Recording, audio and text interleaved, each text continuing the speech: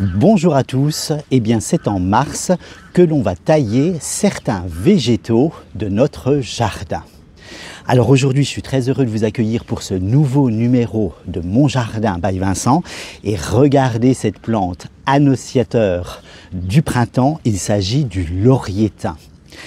Alors cette vidéo, donc, je vais vous montrer 4 plantes à tailler au mois de mars, notamment l'hortensia paniculata vanille fraise. Nous partirons également du côté d'un rosier, un rosier couvre-sol très florifère de la gamme Déco-Rosier. Nous continuerons avec une sauge. Cette sauge, vous l'adorez, elle fleurit bleu. Il s'agit du Perovskia.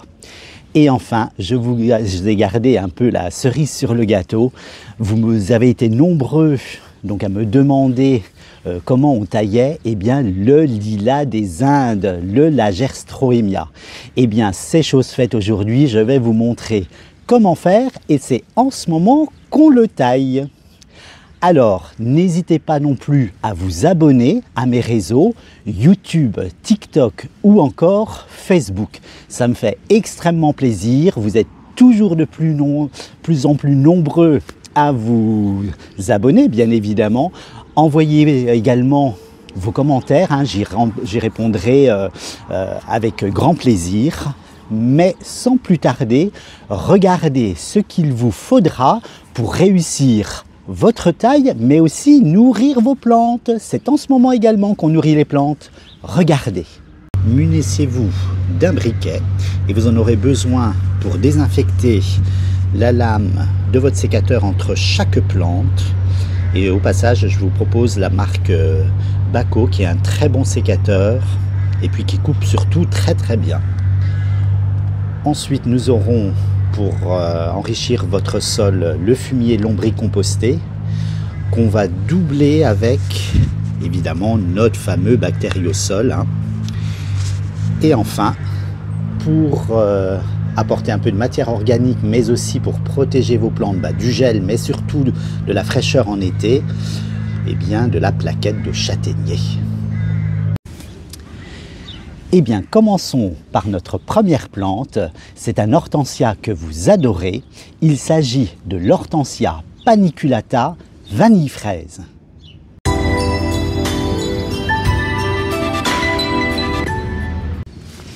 Donc, je me suis rapproché pour que vous voyez mieux sur notre hortensia.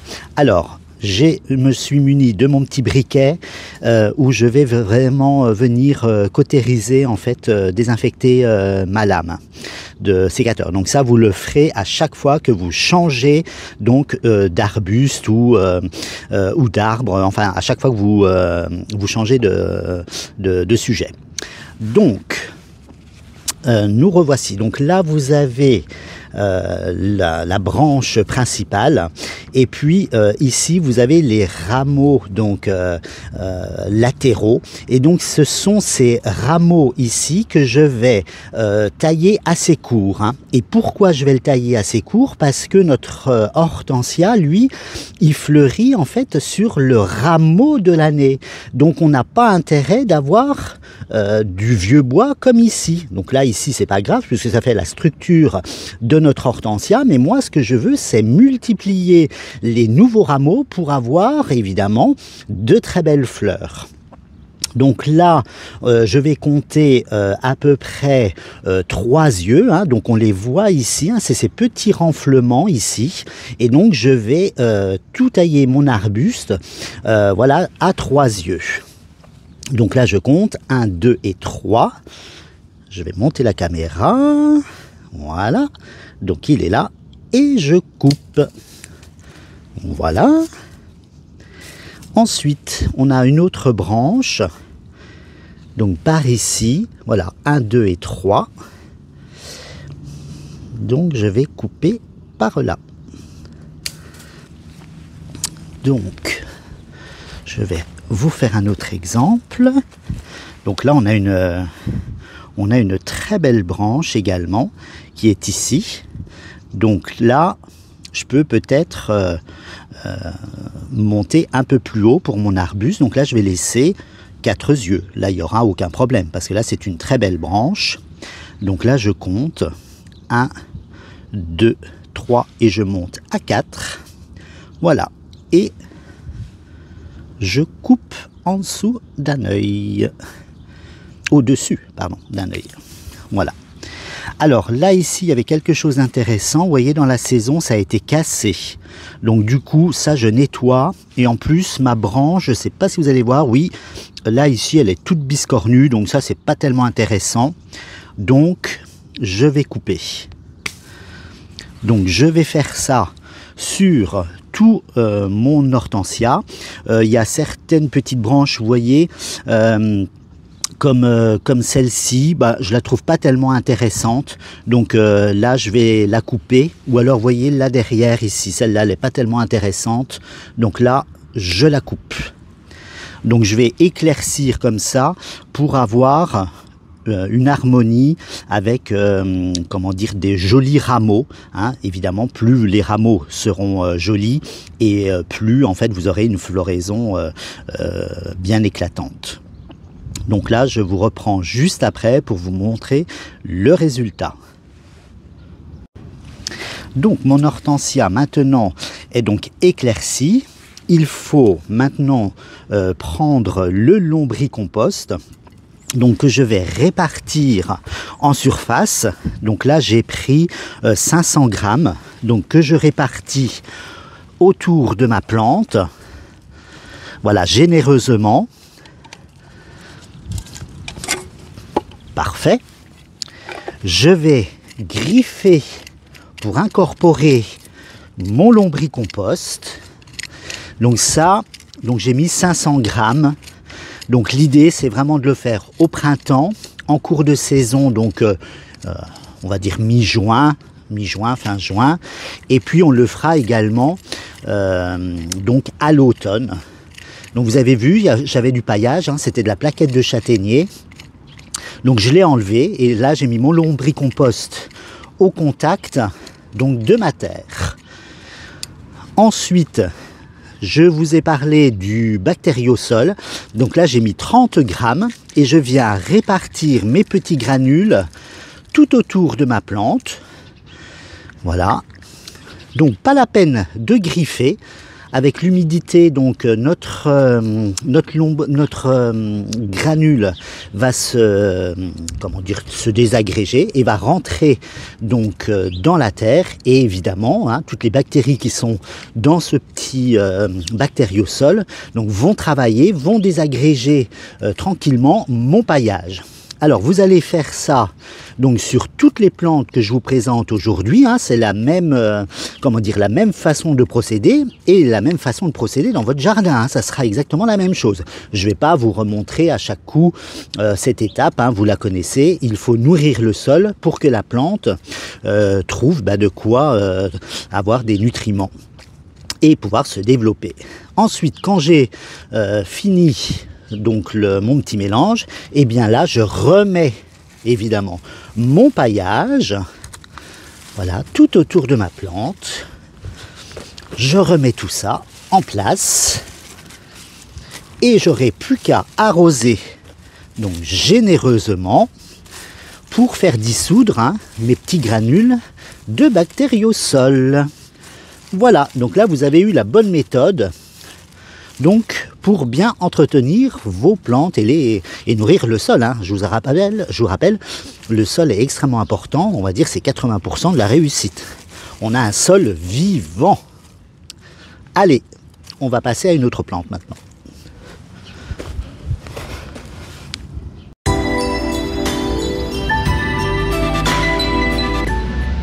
Donc maintenant, je suis avec mon rosier donc paysager, donc de la gamme Déco-Rosier. Et on va donc tailler assez court, hein, donc j'ai encore bien désinfecté ma lame. et on va venir donc tailler assez court en fait notre rosier couvre-sol, donc entre 3 et 5 yeux. Donc vous voyez là j'ai une petite branche, j'ai une toute petite branche ici qui va rien donner, donc là je la coupe donc court. Là ici donc j'ai mon démarrage de ma branche centrale, elle monte et après là vous avez un coude. Donc là je veux vraiment donc avoir que des jolis rameaux comme ceci. Donc là je vais couper en dessous de ce coude. Donc là vous voyez je vais enlever beaucoup, mais c'est pas grave. Ce que je veux c'est multiplier les rameaux florifères. Donc je coupe. Ensuite vous avez la toute petite ici, avec un petit coude. Alors celle-là, donc elle est un petit peu à l'intérieur. En général, on ne laisse pas de rameaux à l'intérieur. Mais avec un peu de chance, j'ai ce bourgeon-là qui va pouvoir revenir vers moi. Donc du coup, je coupe au-dessus. Je lui laisse une chance. Je coupe. Par ici, j'ai une branche qui part sur l'extérieur. Donc là, ça m'intéresse. Donc je vais couper et là vous voyez j'ai un coude, donc ça j'aime pas trop bien ce coude là, donc je vais couper en dessous. Voilà. Ensuite pareil, j'ai toujours donc cette petite branche qui va rien donner, ça m'intéresse pas, donc je la coupe. Et alors là on a donc cette grande branche avec voilà qui s'est ramifiée. Donc là je veux pas trop gagner en hauteur, donc je vais couper en dessous. Voilà, et là pareil je coupe en dessous. Alors voilà, donc vous avez vu hein, j'ai vraiment, je vais vous montrer, j'ai vraiment enlevé beaucoup hein.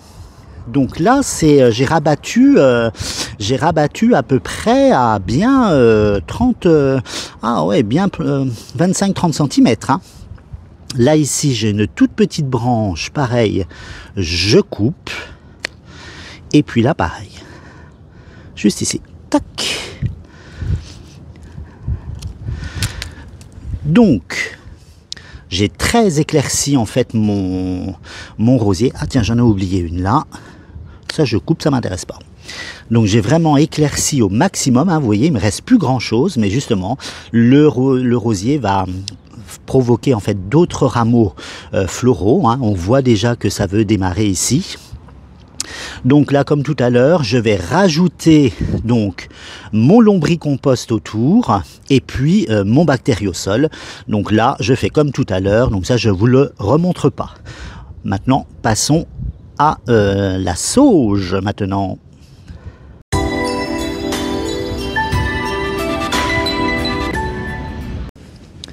Poursuivons avec cette sauge avec cette floraison bleue que vous adorez.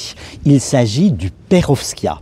Alors c'est un sous-arbrisseau donc qui est très facile et très florifère. De retour avec notre nouveau végétal, notre sauge, oui c'est une sauge, le Perovskaya. Donc là vous voyez, donc ça c'est un sous-arbrisseau. Là ici vous voyez c'est du vieux bois, donc là évidemment hein, elle a poussé puis elle s'est un peu lignifiée, mais moi ce que je cherche à faire c'est vraiment multiplier. Vous voyez déjà les bourgeons veulent déjà démarrer et donc je veux couper assez court ma sauge justement pour favoriser ces nouveaux bourgeons, et c'est ceux-là qui vont donner une floraison incroyable, hein, éclatante, avec plein de nouveaux rameaux à bois. Donc ce qu'on va chercher à faire, et là je voulais vous montrer, regardez, je ne sais pas si on va voir, j'ai une branche qui me... Vous voyez, ça veut déjà démarrer. Vous voyez, elle veut déjà... Hein, le mars, hein, vous avez vu, ça démarre déjà. Hein, ça, c'était sous le paillage, regardez. Ça veut déjà démarrer. Et puis, je vais me tourner là. Regardez, là aussi, vous avez un autre rameau. Et au pied, ici, un autre rameau. Donc maintenant, nous allons couper donc notre sauge. Donc là je vais rabattre pareil, un peu comme le rosier, je vais couper donc à environ donc 30 cm. Donc pour avoir vous voyez une coupe assez courte. Là Je ne sais pas si vous allez voir, mais si. Regardez, là j'ai ma grande branche et là j'ai un espèce de petit coude. Donc là, je coupe ici. Je cherche à faire une coupe assez courte pour favoriser, regardez tous ces bourgeons qui veulent déjà démarrer. C'est incroyable, hein, on est au mois de mars. Hein. Vous voyez, même s'il fait froid, la nature, elle démarre. Hein. Donc je coupe. Parfait. Donc on va les couper, hein, vous allez voir, ça va être très très court. Hein. Donc il faut, voilà, faut pas se prendre la tête. On veut couper, comment dire, tous les rameaux. Il y en a certains, vous voyez, comme celui-ci. Vous voyez, il est mal placé celui-là. Donc celui-là, je vais le couper, voilà, pour favoriser mes autres grandes branches. Voilà, ici, je vais favoriser ces branches ici. Donc je coupe. Alors parfois, on coupe assez fortement. Hein. On fait déjà une première coupe et puis après, on ajuste. Bon, là, je vois. Voilà, on fait une petite boule. Voilà. Hop, je dégage ça. Et vous avez vu, hein, regardez. J'ai vraiment... là, il y en a une qui est très très grosse. Elle est très vigoureuse. Elle n'est pas taillée celle-là. Hein. Et là, je me retrouve avec un arbrisseau assez court. Donc à l'intérieur, vous voyez, ça c'est pas tellement beau. Je coupe, j'éclaircis mon intérieur de mon buisson. Vous voyez, les petites branches qui sont pas intéressantes, ça va pas rien donner. Ça va plutôt épuiser la plante plutôt qu'autre chose. Là ici, vous voyez, ça donne rien. Ça je coupe. Voilà, bon, ne vous prenez pas la tête. Moi, ce que je cherche à faire, c'est d'avoir des jolies branches porteurs, en fait, de nouveaux rameaux. Là, pareil, là, il y a un rameau qui est mort. Ici, je le coupe. Voilà, on fait un peu de nettoyage. Et puis comme ça, bah, voilà, j'ai tout bien taillé ma sauge et elle est prête pour faire ces nouveaux rameaux florifères. Allez, maintenant, passons tout de suite à la cerise sur le gâteau, le lilas des Indes. On se retrouve vendredi 14 mars à 19 h pour la suite et fin de cette vidéo. Mais en attendant, jardinez bien.